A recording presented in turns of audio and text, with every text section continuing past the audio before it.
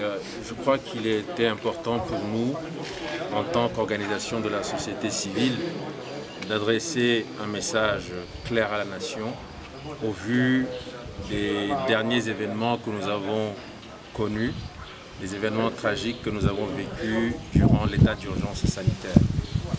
Nous avons assisté à beaucoup de violences gratuites, je dirais, à beaucoup de violences de la part des forces de défense et de sécurité de notre pays à l'endroit des citoyens. Et malheureusement, nous avons le sentiment que c'est la répétition de ce que nous avons toujours connu au Togo.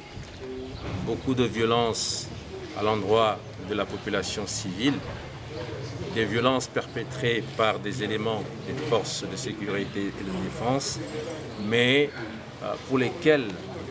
des enquêtes sont ouvertes, mais les coupables ne sont presque jamais identifiés et punis selon la loi. Donc il était important pour nous, face à ces derniers événements, de nous exprimer clairement et de dire à l'autorité qu'il est important que cela cesse enfin au Togo, que le Togo doit être un état de droit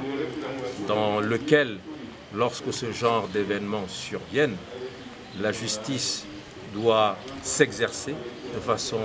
implacable, de façon claire, de façon démocratique, identifier les responsables, les punir, afin de permettre aux victimes et à leurs familles d'être en paix. Et c'est pour cela donc qu'un certain nombre d'organisations de la société civile, parmi lesquelles les organisations spécialisées dans la défense des droits de l'homme,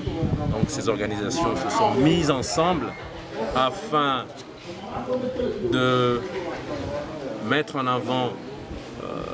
le caractère collectif de leur action, afin de dire qu'il n'y aura plus de démarche individuelle, mais ce sera une démarche collective à laquelle nous appelons l'ensemble des citoyens.